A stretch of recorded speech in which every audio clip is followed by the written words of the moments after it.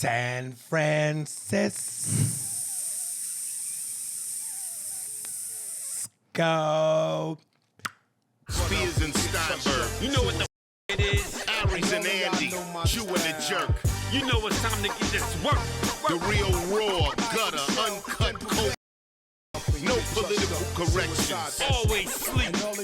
Being awoke. We discuss politics and jokes. Cry, we lit. There's levels to this before you was on your mama. Harry Spears don't give a fuck. We talk about race a lot, racism. Much love to my loyal bag holders. Rollers, loaders. We got them in the folders. The whole world on our shoulders. Spears and Steinberg. Yeah! You did that when you came out this week, and I was surprised how big of a laugh it got, actually. Why were you surprised? Because sometimes I think these people take themselves too seriously here in San Francisco. Yeah, but they get it. They get that this is the gayest place on earth. Yeah, you know what? I was telling you, too, and you notice this. Our sidewalks, all the sidewalks around here, have, like, sparkly stuff in it. Like, I'm not going to use gay as an adjective. I'm going to say they just had a little extra pizzazz. Got you. Yeah, man, you're right. Pizzazz. Pizzazz is a nice word, right? Yes, it's a great word. So we're here in San Francisco, and just to give you guys the quick heads up, this may be a two-parter.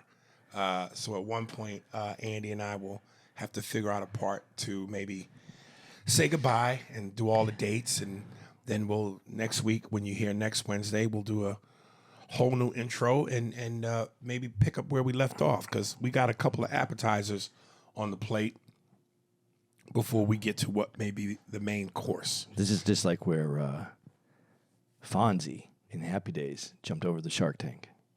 Jumped the shark. Yeah, but right as he got over the top, it said to be continued.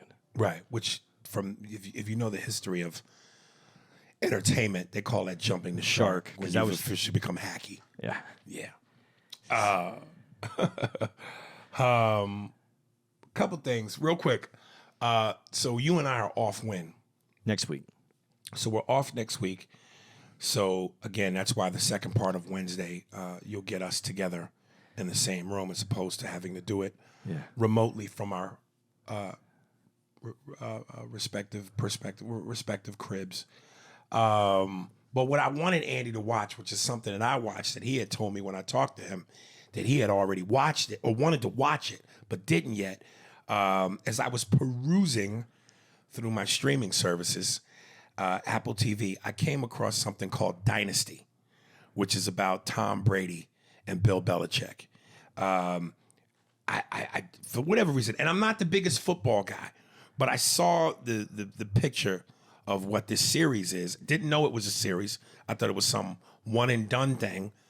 And I was like, man, this looks interesting. So I watched one episode, and when it was over, I was like, there's more? And I looked, and there's 10 episodes.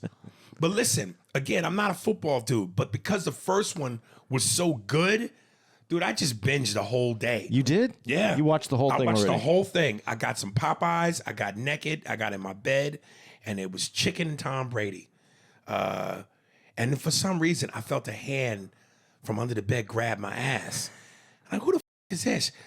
Kid, you put the thing on. I knew it's Tom Brady, and I had to watch. So I was watching underneath the bed, kid. Wicked. While you were in the bed, I smelt the chicken. And between the chicken and Tom Brady, I got a... And Tom Brady is the greatest purebred, 100% Anglo-Saxon, square jaw, blue-eyed, cliff chin white man that God ever produced. The guy's to die for. My name's Bobby Patterson, by the way. And it reminded me, it was reminiscent of The Last Dance, because Last Dance is 10 episodes. Yeah. But those are like an hour apiece. The Tom Brady, some episodes were an hour, and some episodes were like 39 minutes. But it's a great watch. And for me not being a football guy, look, you can't deny that Tom Brady, hands down. And here's what fucked me up. I knew part of what Tom Brady's greatness was that, when people talked about the greats, MJ for basketball, they say Babe Ruth for baseball, Ali for boxing.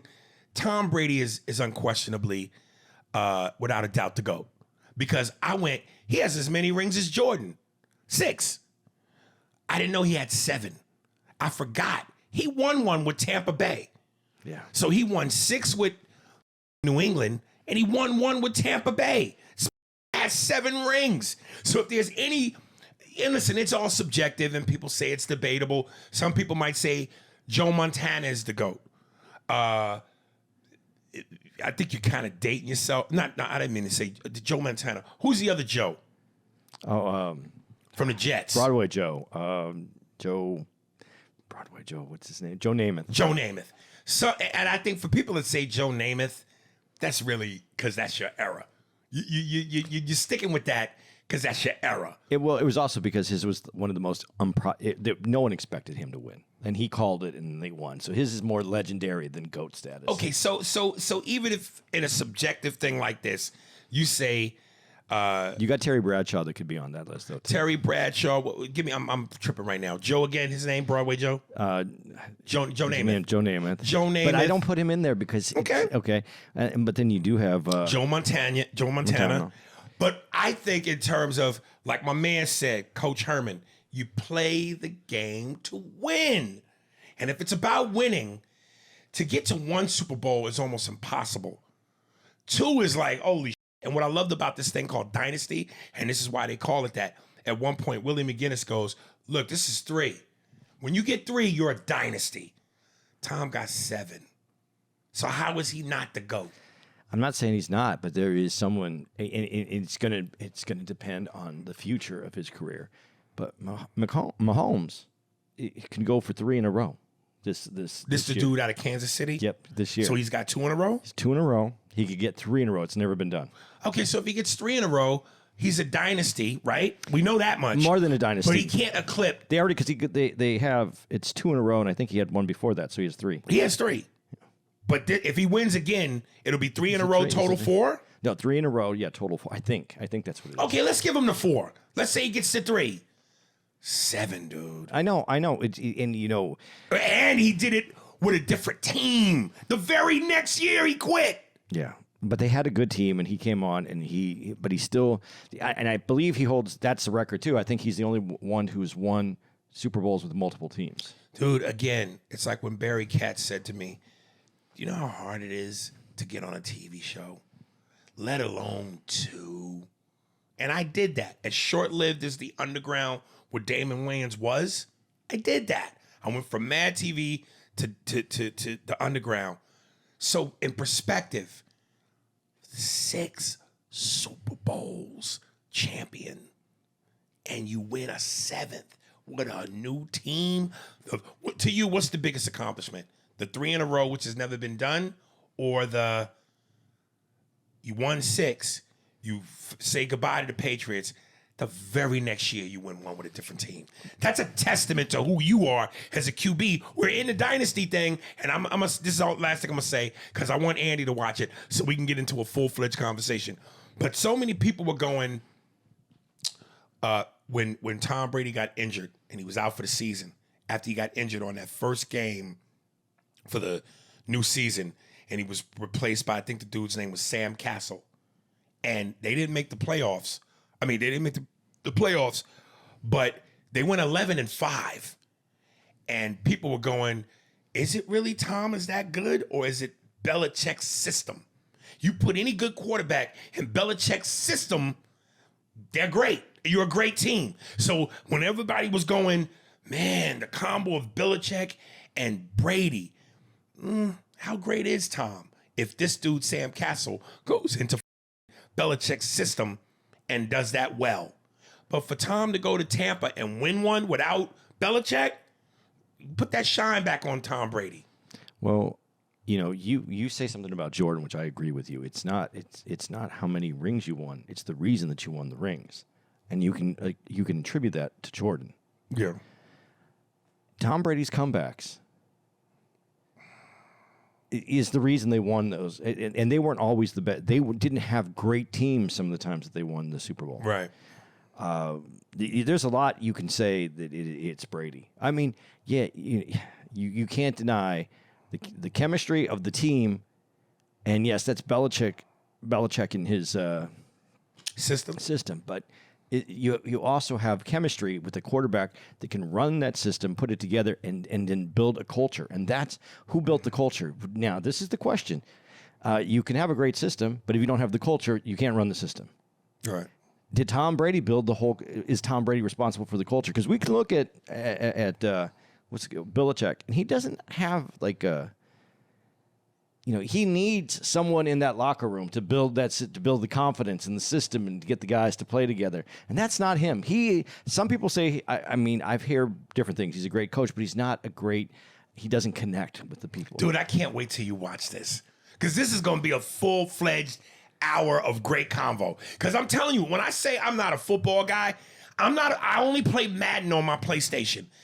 And when I play, I get frustrated because I go, dude, I'm not bad at Madden for a guy that doesn't know football. If I knew football and I don't know what the strong safety and the free safety's job really is. So when I play the game and I see dudes bring the free safety and the strong safety down to the line of scrimmage, I go, what's happening?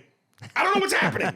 So sometimes when I'm running my plays, especially passing plays, I don't know whose job is what, and yet I'm still good enough to win. And I go, dude, if I really knew football, like really knew what this means and what that means, and I'm a talker by nature, man, I talk about the game, son. But I don't know football like I know basketball. I know basketball. So when I see certain things, I go, oh, I got it. Football, I go, what does the cornerback do?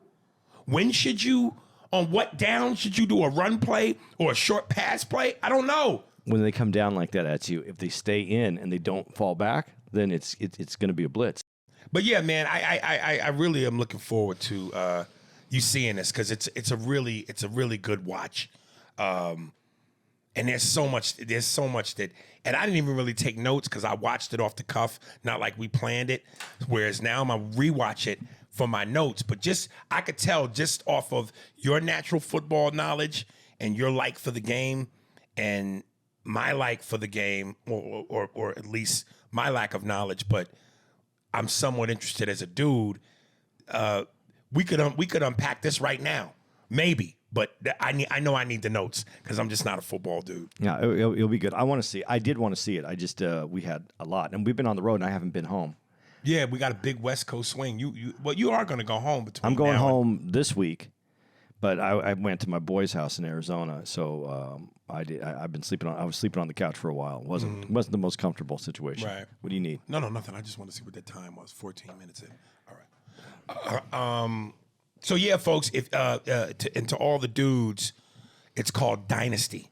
It's on Apple TV. It's 10 episodes, and it's about Bill Belichick, Tom Brady, and the New England Patriots. The New England Patriots.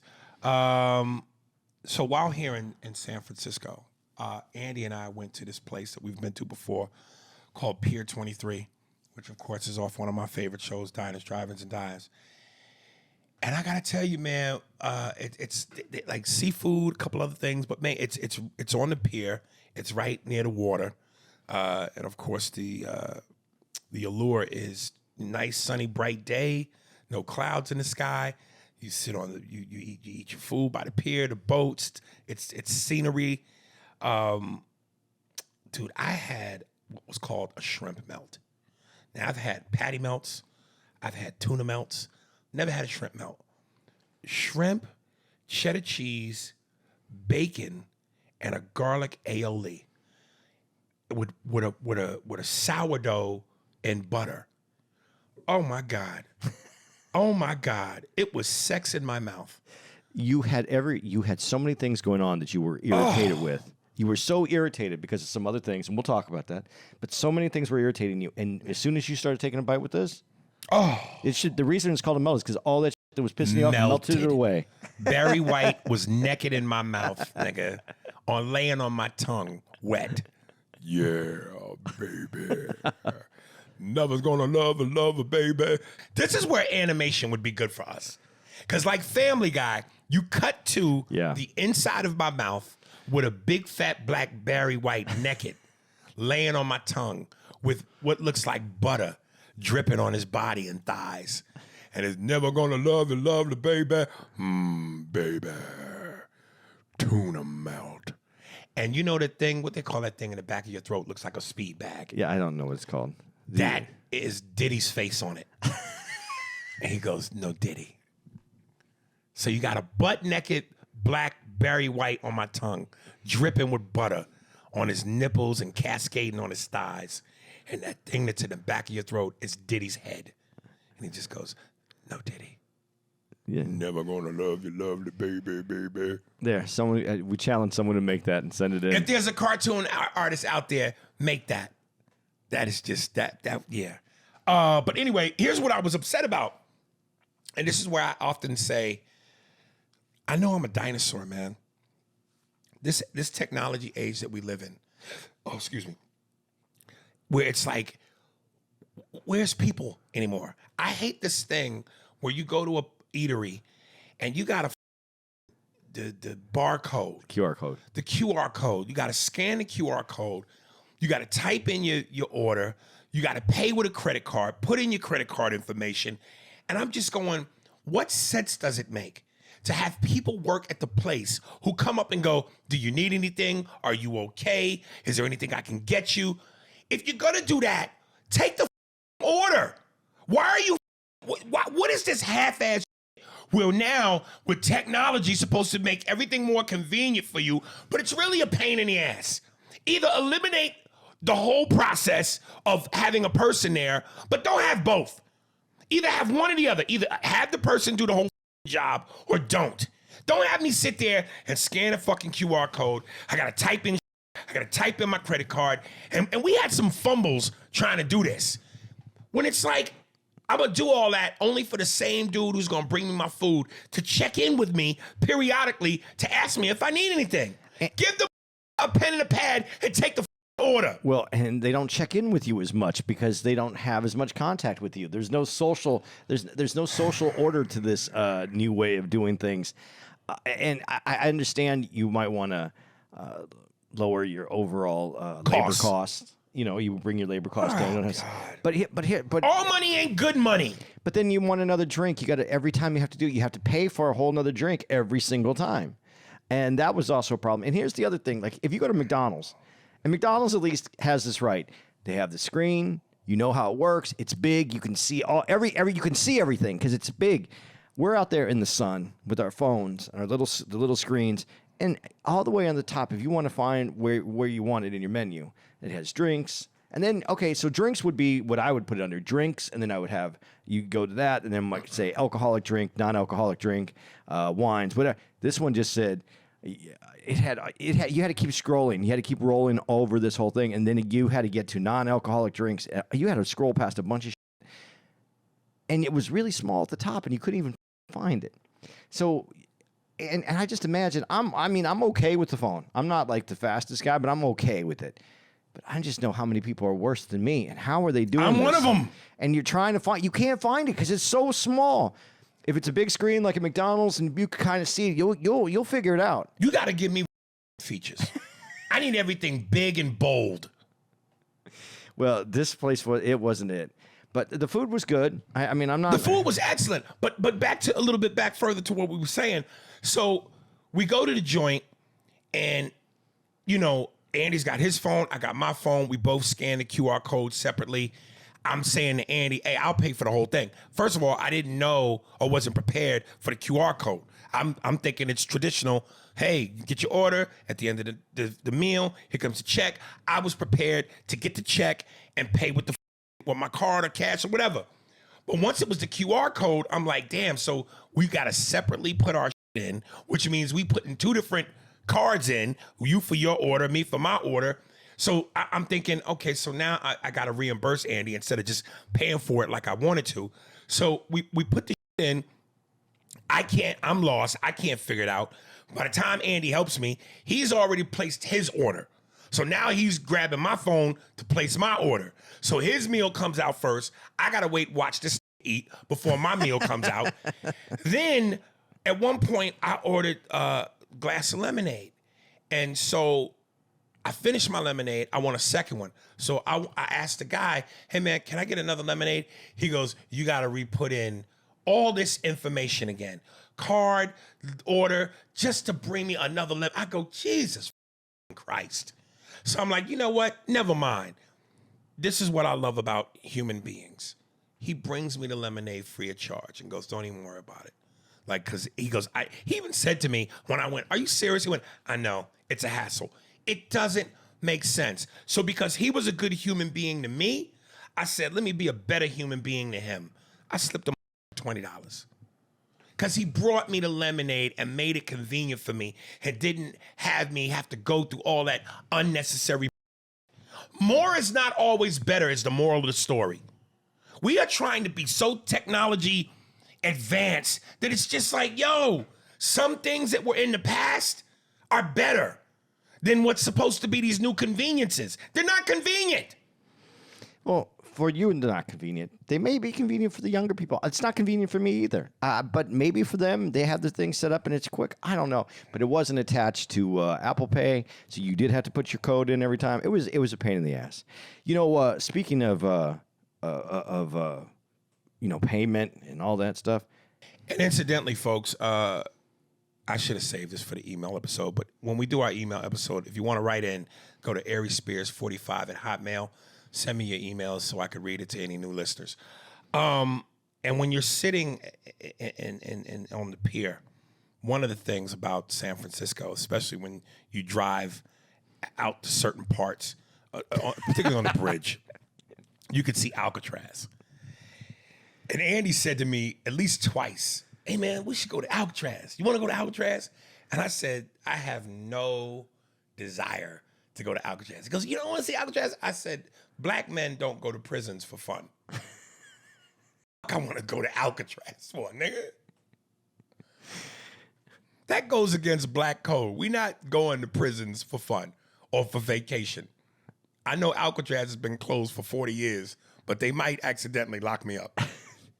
I've been there once a long time ago, and it was I don't know. There's something about it because it's you take the cruise the boat out to it. Yeah, and it's nice, but it's wild. The people live there. Yeah, I know where it's at. Yeah, no, I'm just okay. It's wild though. The people and it's right there. You could see it right there, and to think that for years no one ever got escaped, and then well, no, there's been people that attempted and died. Yeah, died because the current is so. Yeah. But so that was just because it just looks like it's right there, but it's right there is a little bit further away. It's treacherous. Yeah, but I don't know. That's like when you with a woman and you're on a date. It's right there, but it's far away. But you said the funniest thing to me about San Francisco, about what you just said right now too. It's all on hills. Yeah, this is the city that I would never, like when I go, my fantasy, I already have a crib in LA, but like I have to have a real sick mansion in LA, have a nice high-rise apartment in New York. And if I had to be bi-coastal or live anywhere else other than New York and LA, my fantasy is to have a really dope crib on the water in Miami. And if I had to name a fourth place, I'd like a nice cabin somewhere in the woods in Seattle. Because I said when it rains and the greenery and the trees, it's sexy. I would never, ever, there's no fantasy about San Francisco. Who the thought to make inclines a normal thing here? Dude, there's this bar right literally around the corner and one block up from where Andy and I are staying at the Marriott here. The incline on that is so steep. Halfway through, I stop and go, get the out of here, man. And I mean, this is a mild incline compared to when we take the Uber to get to the club. There's sections in San Francisco where, dude, you have to be in shape. There's no way you're doing this every day as a fat. No way. See, I was noticing today because I went for a walk today. I walked around this area, and white girls have better butts out here. Yeah, yeah, yeah. It's a workout. It is. There was a girl walking in front of me, and I was like, huh. And then I saw another one. I'm like, this is the place for better butts. This is not fun, man. This is not fun. You got to be a sicko to live out in this. I couldn't imagine driving. As much as I hate driving, just anytime I'm in that car, and I don't know if you noticed this, but it was a chick I think that took us to I think it was to the club the second day. Yes, Asian chick. Yeah, and as we got to one of the big hills, just as she was about to go up it, she went, Did she really? I didn't hear that. She goes, like a little scared, and Right. and that made me scared, and I, Right. I just sat back. I know you're supposed to put your seatbelt on when you're in the back seat of an Uber. I don't always do it. I don't know, but when I'm in San Francisco, I put it on every time. It's Six Flags, man. It's ridiculous. Something you said that I wanted to touch upon, because you were like, this city used to be such a great city. I'm mad at it because of it. Yeah. I wanted it to be. I mean, there's certain parts, at night, it's like a third world country, nigga. Yeah, with the homelessness and defecating on the sidewalk.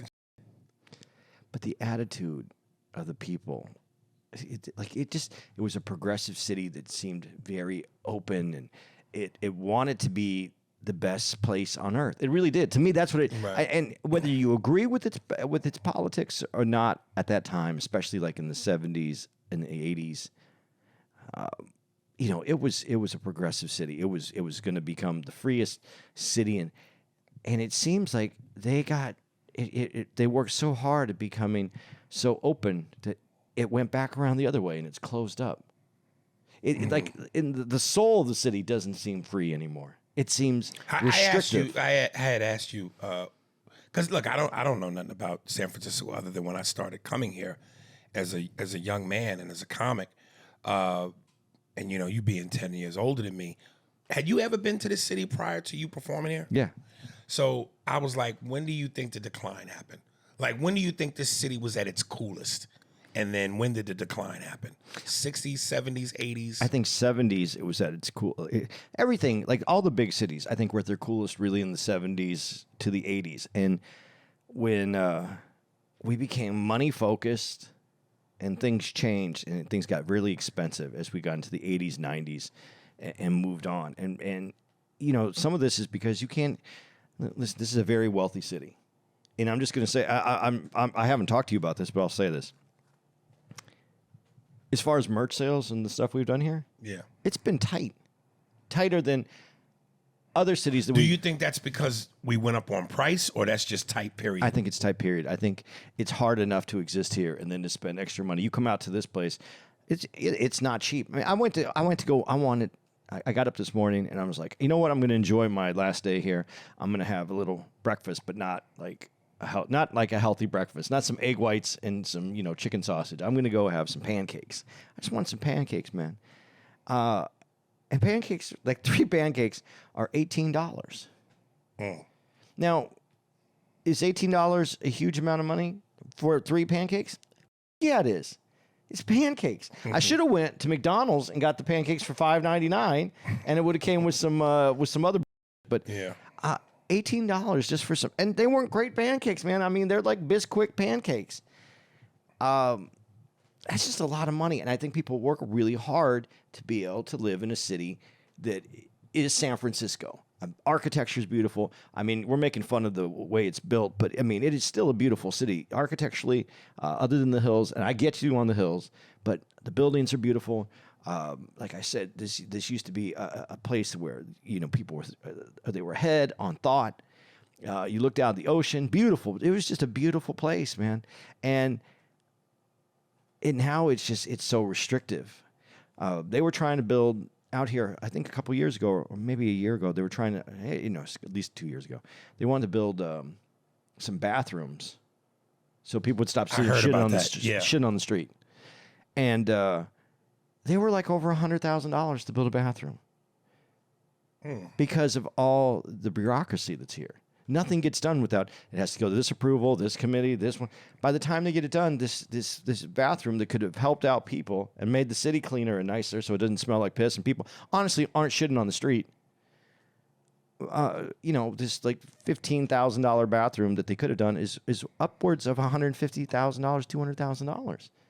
So all this stuff that they tried to do, as soon as the government becomes I don't want to say it this way, but it's a very dependent city on the government. It depends. They have all these things to help everyone. They do. And I understood that in the 70s, 80s, they wanted to help people. They wanted to be progressive. They wanted to help people that couldn't help themselves.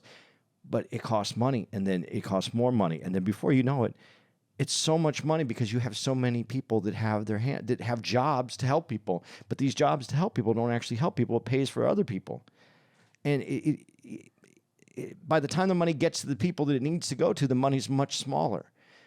I don't know. I don't know. I used to love this place, and I got here, and I looked around this time, and I was just, honestly, I've been angry. I've been angry because I don't like how it feels. I don't like how it feels doing comedy here. And I said it. I said, man, you guys here, you guys don't get to laugh at jokes. You have to dissect jokes first. Especially white people, have to look around the room and be like, how does that affect everybody in the room? Does this joke, is this okay for everybody in the room? Is this going to belittle anybody? Is this... Man, it's comedy room. Laugh at this. You get to laugh. And I saw a quote from Robert Schimmel that said, "At laughter, the thing he enjoyed most about laughter, and I'm paraphrasing because I don't, is that at the moment of laughter, you're experiencing nothing but joy." And that's when I realized these people are joyless, because they're joyless because they won't accept the moment of joy. They have to look at it and make sure that everybody gets to share in the joy. Because if one person isn't having a joyous moment because of something someone said on stage, it's off the table. We can't be joyous. Right. And that's why I'm starting to really this city, and it's so hard. And it's not a fair city. We act like it's a fair city, but there's different tiers, man. Whether you have money or you don't have money. And if you have a lot of money, you can live great here. If you don't have a lot of money, you struggle here. So I think it's time we stop pretending. This is a great experiment. There was a balance, and the pendulum swung too far. We have to figure out how to get back. Socially, I think the city has really tried hard to be a great city for social, in the social experiment that it had. And it's still trying to do that. But the financial experiment to get these social things together, that they failed on. And so is New York in many, many ways. Well, it's funny because particularly where look, the first couple times I came here, it just always worked out that they put me in a hotel near Union Square. Then a couple other times I came later, they put me in other hotels that was far from Union Square. And I go, every time I come here, I tell my manager's assistant, book me in Union Square. Because it reminds me, that little area, so much of New York in terms of the diversity, the energy, the busyness. It seems like you go one block and turn a corner, it feels like you're in Chinatown. You go another block and turn another corner, it feels like you're in Greenwich Village. So that's kind of what I'm drawn to and what I love about this city. But you know what's happening here right now? A lot of the businesses closed in this area because of the crime in this area, with the shopping crime, where people just come in and... Oh, yeah. But the thing that kind of hit me and that saddens me is, especially when you mention New York, I go, and I've said this before, even New York ain't New York. No, it's not. The thing that made New York, and again, I can't speak to San Francisco because it wasn't like I was here in the 70s. I was here in the 60s, or maybe the 80s, when I can go, oh, I see the difference. But I was in New York in the 80s. And what New York was in the 80s and where it is now, a little disappointed. Because it just doesn't have that sting, that zaza boom that it used to have. Well, they took away... In New York, they took away they took away the grittiness. But what I'm saying is, there's a part of me that, even though I know, and you brought up the TV show Streets of San Francisco. Yeah. Now, I've never even seen that. I didn't even know that Michael Douglas was on a show. I Carl thought he was Malden. I thought he was a movie star. But what I'm saying is, even though I've never seen it or experienced it, I would imagine that San Francisco in the 70s and 80s, as much as I like this city now, I could only imagine how much I would have loved it back when it had its Zaza Zoom. Man, it was different. It was different. It was progressive. It wasn't necessarily affordable. It was still very expensive, but it's not like it is now. And there was a, you know what's missing from a lot of our cities that we used to have, and I think it's this divide that we have socially. But there was some pride in your city. Like, you were proud, not because of the hardness of your city. You were proud of the city. Like, San Francisco was a place people could be proud of. New York was a place, and now it's not the same, man. People don't have that same zest for living in the city, same excitement about how amazing the city is.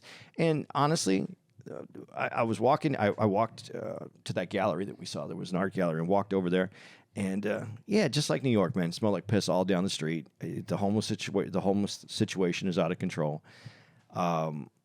It's been out of control over here for a long time. But it's just disappointing because we can do this. We can do this. We can make a better country. And these cities are important. And I'm looking at the city, and I'll tell you exactly how I felt. I felt like I was looking at San Francisco, and I go, is San Francisco going to be a Cleveland? And I know no, but I mean, Cleveland is one of I just saw a report that it's one of the people are the most depressed, and it's a heavy weight, the people in that Cleveland. In Cleveland, that's not a surprise. Well, but it's one of the places that have that. But I could never ever see Cleveland ever be bustling, and I know it was at one point. It was. I just can't buy it. But in San Francisco, what is it going to be a city that, because everything? I don't ever see San Francisco becoming Cleveland. No, there's too many gays here, and they know how to pizzazz some shit. And they have water, and there's a lot of different things. You know, they have. So no, I'm not saying, but the energy of the city feels like it's getting heavy like that.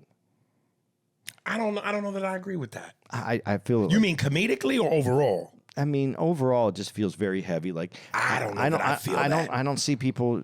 I see some great things happening here, but then I see like this heaviness of how hard it is to live here for the average person. Yeah. The average person is the person that makes the city run. The people that live in on the top of the buildings are standing on the people on the bottom of the buildings, is what I'm saying. And it's hard for them to live here. Well, they ain't got no choice. You see how these lean? You gonna stand on top of motherfuckers, man. I love San Francisco, but I think that I'm very disappointed by it. It just doesn't feel right. The energy here doesn't feel like it used to, and New York doesn't feel like it used to. It's not that I'm saying that. It doesn't even feel like when it wasn't. It just feels like it's in a decline, and I don't like it. I think that America is better when the bigger cities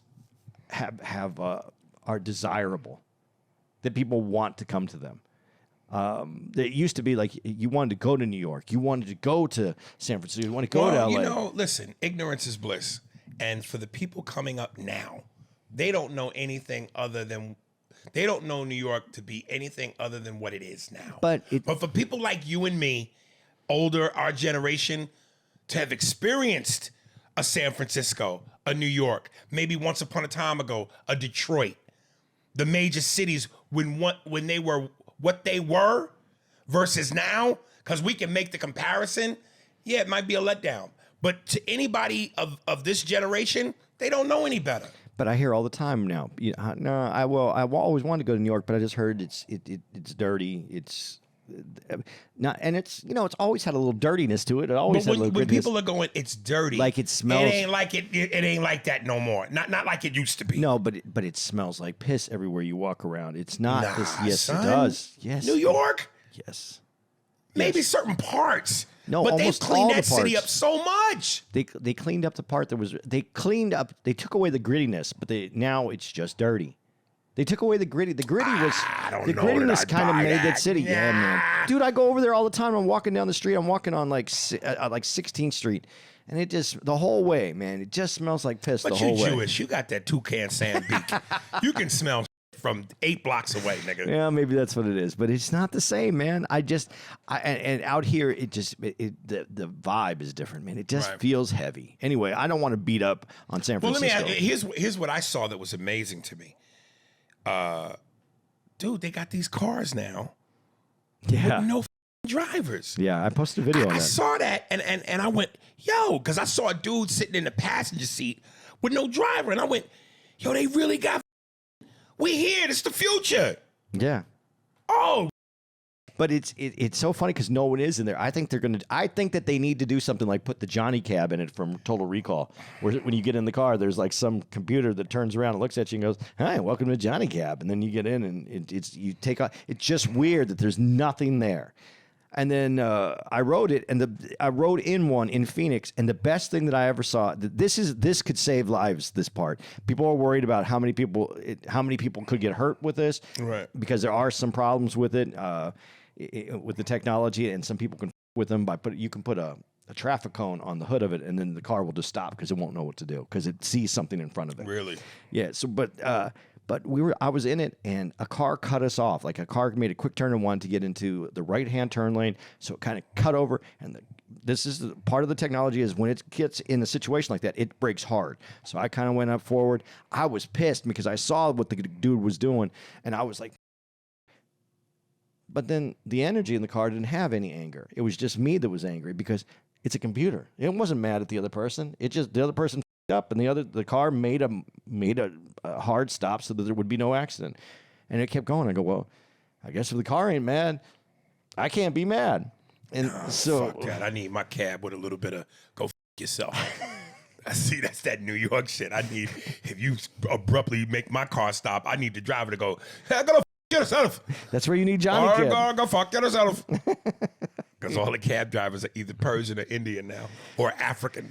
Come on, you better go f yourself. What's how you doing? It's cool though, man. I thought it did well, man. Dude, you could beat off in these cars. There's nobody watching you. That's why you need Johnny Cab. You need someone to turn around to lean and go, what are you doing? What are you doing? Are you beating off in my cab? Would it be racist if the Johnny Cab was Indian, African, or Middle Eastern? Well, I mean, if we're going to be in a situation where we're trying not to distinguish between anybody, we should be able to have multiple kind of cultures inside the cab, right? So they should all have accents. Okay. Yeah, it should be a mix-up of diversity. Yeah.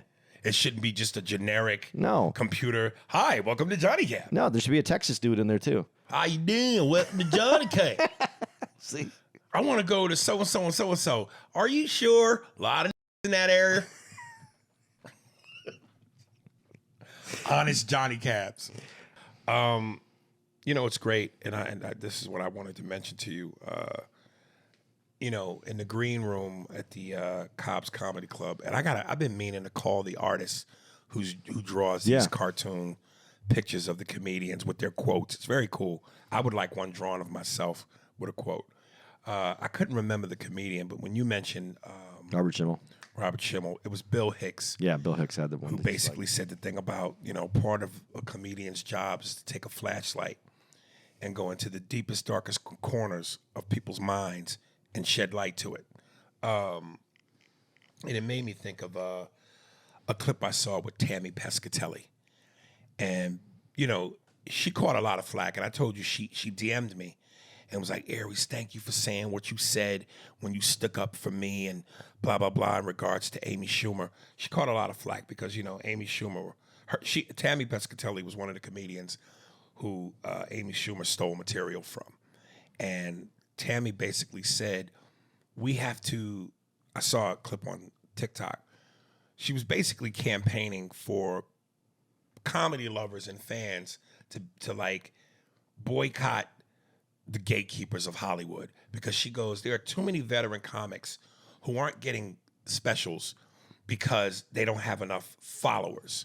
We're at a point now where the Netflix and this person and that, they don't want to give you specials if you don't have enough followers or your presence on social media is not big enough. And her thing was, why are you turning down veteran comedians who are funny, phenomenally funny, just because they don't have a strong presence on social media or have a lot of followers? Whereas you're giving specials left and right to people who have strong social media presence or a lot of followers, but aren't particularly funny. Well, is she right or wrong? She's right, but I wouldn't use the word aren't particularly funny. They're funny, but they're not.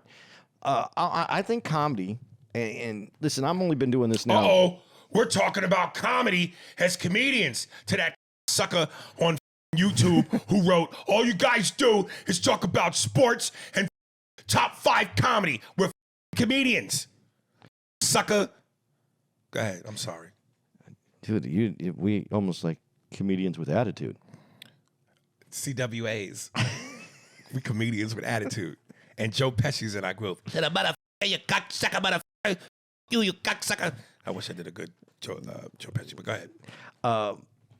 I wouldn't say not necessarily good, because the way you said that, it sounds like these people, they have social media presence. People honestly enjoy them, or their charisma, whatever it is, people are attracted to them. So that's important. That's part of the business.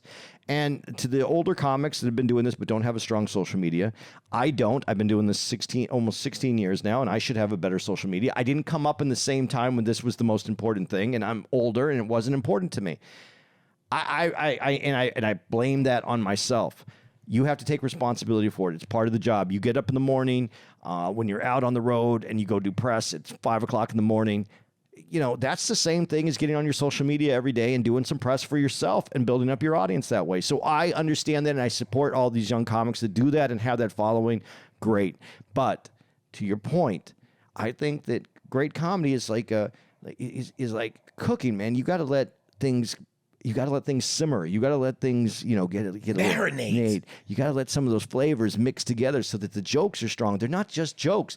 And I don't want to say anyone can tell a joke, but you could give a joke book to someone and they could read a joke. Joke telling is one thing. A comedian, a stand-up comic, is a completely different animal.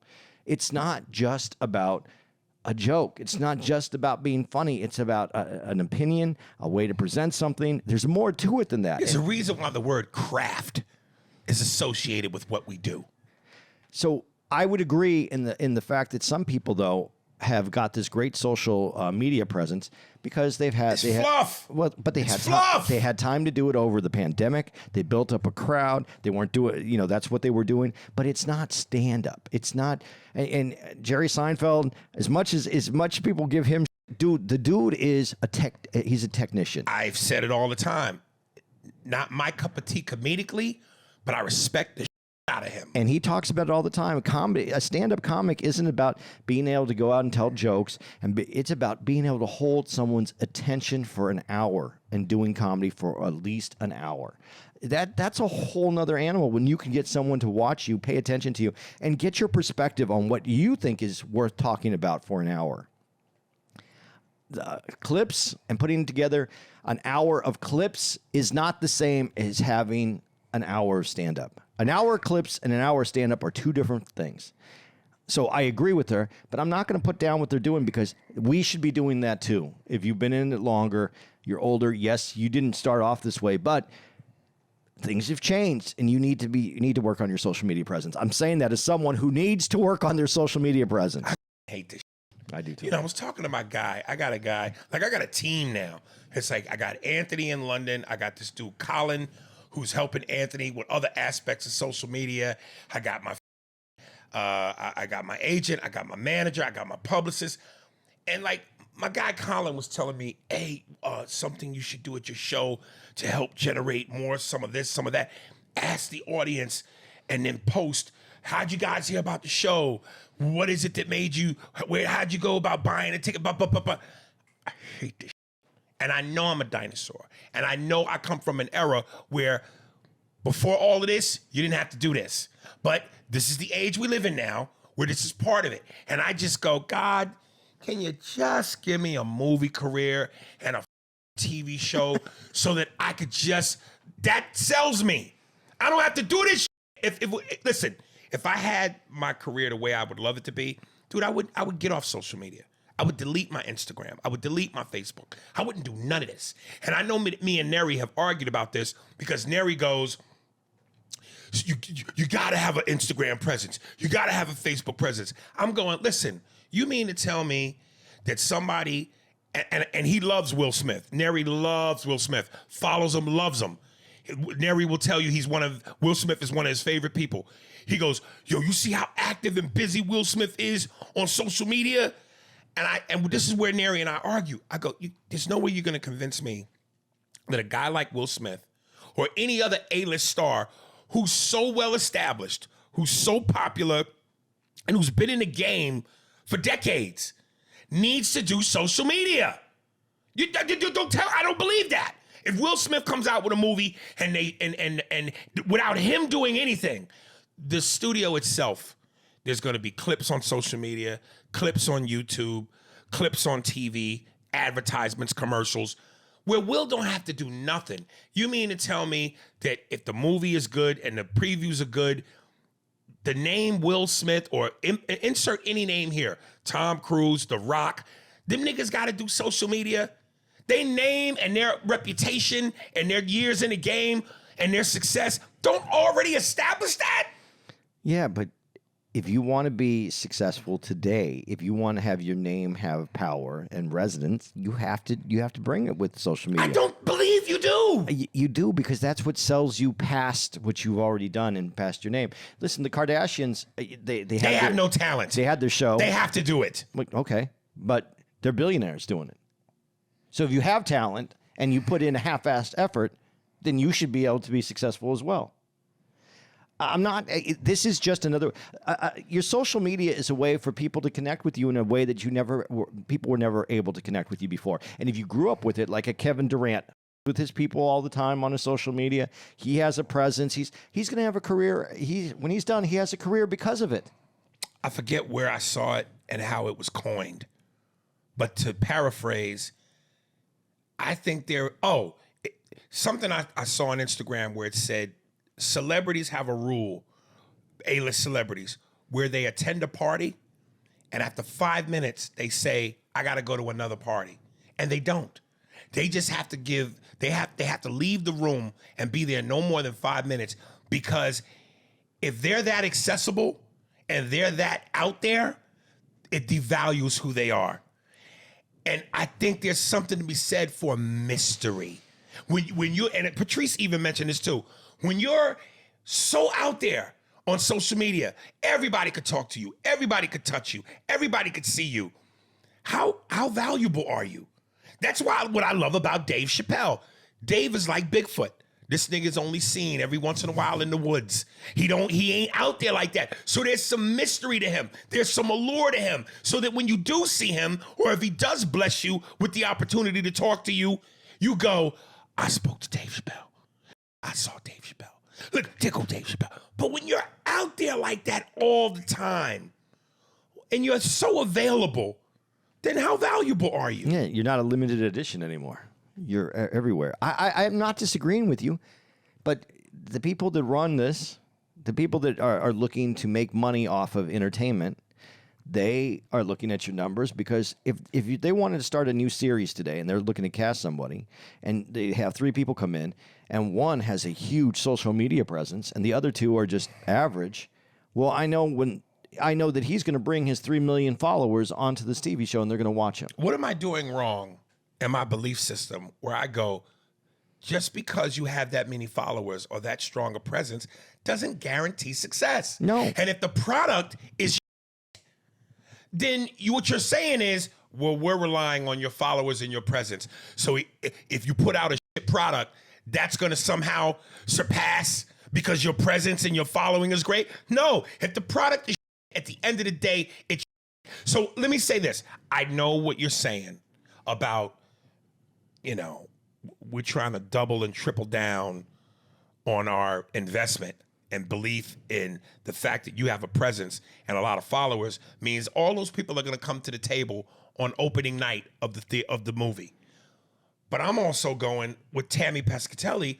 If your product is garbage, then that's not going to fly. These veteran comedians who may not have the presence and the following, but have the goods, they bring it, then it's going to do what it's going to do. If you build it, they will come.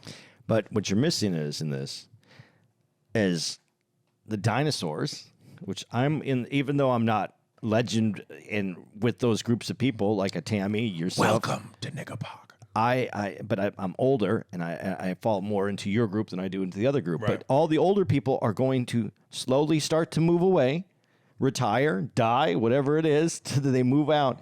And all the people that are coming behind them have that social media presence. So it's not going to be about Well, a couple things. It's not going to be about that. When I said, there's 3 people up for the part, and one of them has great social media, there's 3 people up for the part. They're going to go with the one that has it. Now, I said those 3 people, those were the choices. I didn't say that they were bad.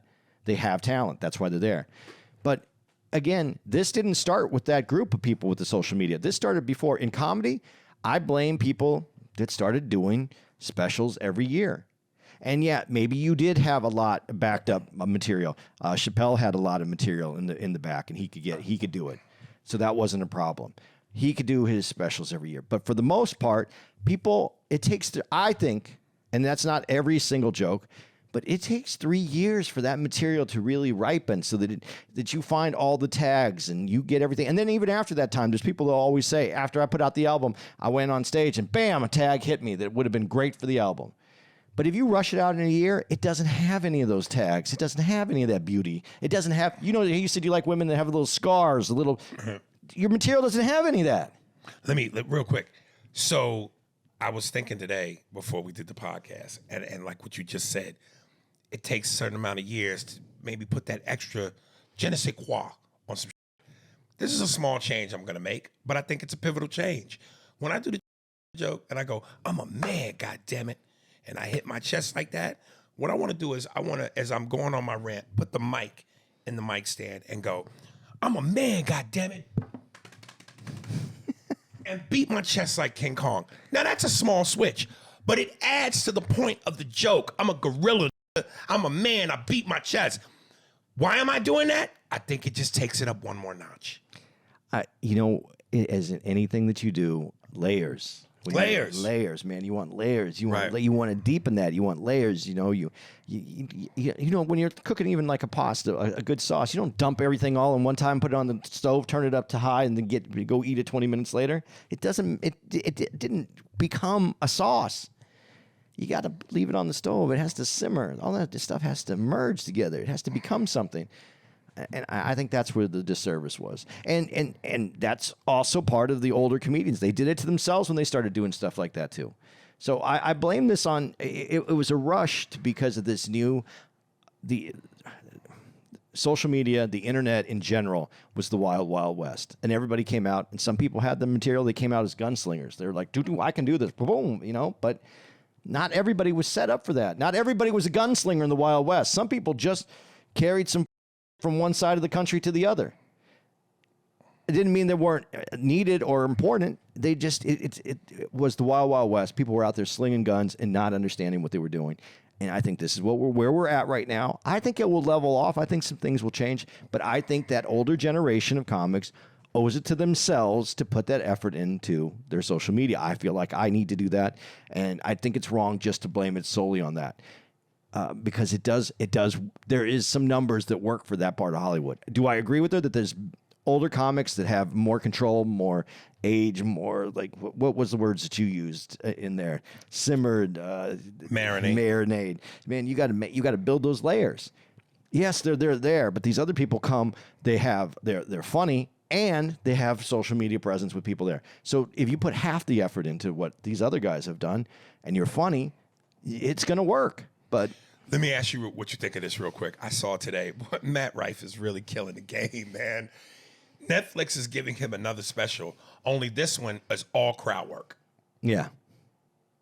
You like it, good or bad? Yeah, Matt Rife, I have a love-hate relationship with not with him as a person, with his craft. I love what he can do. He's a hell of a roaster. His crowd work is unbelievable. I just hate that there's a lot of people out there that think they can do what he does. Well, the thing about that is you find out quickly you can't. But they do it good, just not great. And they get credit for good, and they put out all those videos and all those same things, and they think that they're killing it because they get a lot of people looking at it. No, you're not. Matt is there because he was able to do it better. The industry doesn't even want to give. Netflix is giving them this. People in the industry are not big Matt Rife supporters. That's crazy. And white, good-looking, funny, and male. How the does that quadruple not work for you? Dude, I'm not saying it's not working for him. It is. I just thought, listen, I always told Matt, and I've said it on this podcast, dude, you're going to be a star. It's not if, it's when. I think what he does is great. I think it's great for comedy because all these people talk about, well, it's not that funny. And listen, man, he's done something that other comics have not been able to do since Dane Cook. Bring women to comedy clubs. I love the fact that women come to comedy clubs to see him. I love that daughters and moms come to the comedy clubs to see comedy. And then he roasts them harder than anything else. Right. And they leave. They have a great time. They spend money. And when you bring women, you know what else comes out? Guys. So he's redefining what it is, how stand-up can be done and how stand-up can be profitable for someone. It has to be profitable. The improv isn't having you come out because you're going to sell 2 seats, but you're the funniest person in America. They need you to bring people too. So I get it, and I think that he has that talent. Ian Bagg is also a comic that can do that, but he doesn't get that same kind of attention because he's not Matt Rife, all cut up and good-looking dude. He's a regular Canadian-looking dude, and he's funny as. Sorry. So I would like him to get a little bit of that shine for what he does. Right. But it's moved into this other direction where a lot of guys that think that they look good, and honestly, man, some of these guys get away with saying just because they do look good. If a homely ass like myself was to say that, they'd be like, that's rude.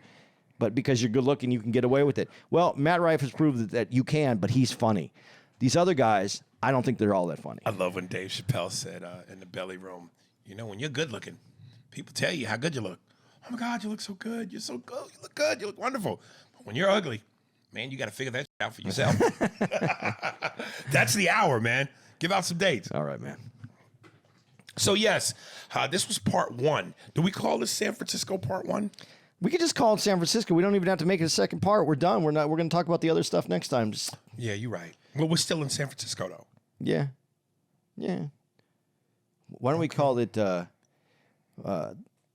San Francisco? Is this the prequel? No, it's not a quill because it's not 3. We'll figure it out. There's more to this since we're here, but this is the big we were here in San Francisco part. Let me get these dates. Tucson, man. Before I even give out these dates, Tucson making me look bad, man. No, don't say that. I wanted this sold out like a month before we got there, and it's good. I mean, we haven't done any press either. No, but listen, I'm asking my people in Tucson that know me, come out, buy some tickets, support your boy right here. Your boy. I need the help, man. I love working with Aries, but he's going to get a movie, and I'm going to be broke at home. Shit. Get me some. I'm not gonna get a movie. I'm gonna make a movie. Well, get me some staying time at comedy clubs. I can't even in Tucson. The club that's there is Laughs. They won't even hire me to do Laughs. Damn. So and it's like 120 seats, and I can't even get a gig. When I make my movie that you gonna be in, you gonna get the last laugh on Laughs. Okay. Well, can you guys come out and support the show that we're having at the Rialto so that we can I can look a little bit better? You know what I mean? All right, let's get these dates for you, man. Guys, we're in San Francisco right now. The next stop on our comedy agenda here is going to be, where are we? There we go. We're going to be at LOL, Laugh Out Loud Comedy in San Antonio, looking Texas. forward to that. Yeah, I am too. I'm always looking. Is Mark coming out? Is he filming? Yes. Okay, good. I like that. I like that club. I like it because it doesn't. It shouldn't work as well as it does. It has high ceilings, and for whatever reason, it still works. And I got that one joke I could do because of the gay ass stage with the beads. I believe in love after love. It's not a gay ass stage. It has a lot of pizzazz. It's a cabaret. The cabaret room. August 8th through the 10th, we're going to be at the Mic Drop Comedy Club in San Diego. I've seen our good old Casey out there. I can't wait to come back out there. August 22nd to the 23rd, we're at Stand Up Live in Phoenix, back where I started from. And then we're going down to Tucson, August 24th in Tucson at the Rialto Theater. Guys, come on, man. August 30th through September 1st, we're at the Improv in Houston, Texas. Always love going out to Houston, man. I'm going to be honest, too humid for me, but I love that club. It does get humid. When we go outside sometimes and the water's all over the windows and you can't even see in the But it's a great club and that energy is great. It's one of my favorite clubs to perform at. My boy out there, Willie D of the Ghetto Boys. Yeah, he came out last time. He comes out every year. Was he there last time? Yeah. September 7th, we're going to be at the Complex in Salt Lake City, Utah. That's one night only, man. So come get those tickets too. September 13th through the 14th, we're at the Hartford Funny Bone. September 20th through the 21st, we're at the Improv. It's my birthday, the 21st. Come on out and celebrate. October 4th, Royal Oak Music Theater in Michigan. That's one night only. October 5th, the Apollo Theater in NYC. It's showtime at the Apollo. Let your body move. White dude's going to be on the Apollo. Know what I mean? So come check it But out. it's gentrified now, so. Yeah, I know, but I still want to feel like I broke some barriers. October 11th through the 13th, we're going to be at the, where are we? Oh, Orlando, Florida. We're back in Orlando, guys. October 17th, one night only. Last time in Canada this year, Vancouver Playhouse. I try to get the Vancouver a little bit right. October 18th to the 20th, we're at the Spokane Comedy Club in Washington. October 25th through the 27th, we're going to be at the Improv in Tampa. October 31st through November 3rd, we're at the Chicago Improv. Always another theater. Love to be out in that one. October 8th, we're going to be in Hawaii, the Big Island. One night only. We're going to be at the Hawaii Theater. November In Honolulu. Yep. November 15th through the 17th, West Nyack, Levity Live. We're back out there. We haven't been out there in a minute, so it'll be good to be out there. We'll leave it at that. There it is. Guys, that was an episode. I hope you enjoy. See you soon. Pop your booty, San Francisco. Pizzazz. Spears and Steinberg. Thanks for listening to the Spears and Steinberg podcast. For more information on where to find us on the internet, visit spearsburgpod.com.